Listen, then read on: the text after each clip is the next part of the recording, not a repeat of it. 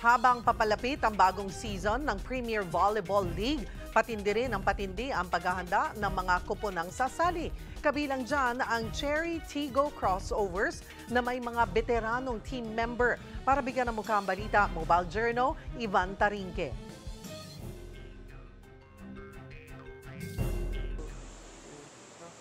Ilang linggo na lang, PVL na naman.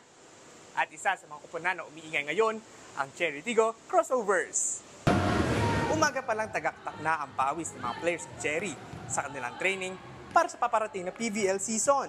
Present sa training ang magkapatid na Eya at EJ Laure, Jen Yerva, Bongay Gaston at Princess Robles. Kasama rin kanina ang bagong recruit ng team na sina Abby Maraño at Ara Galang.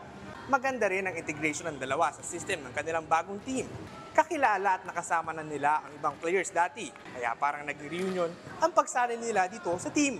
For me, hindi siya naging mahirap kasi half of the team, nakasama ko na before. I was able to work with them sa national team.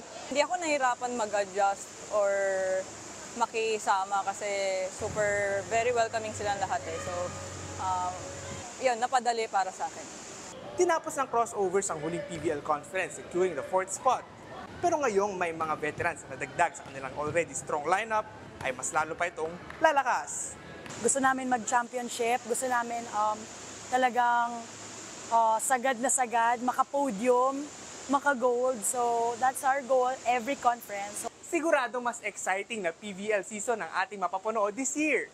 Matapos sa matinding balasan ng players, ay talagang kaabang-abang kung sino ang mag-uwi ng corona.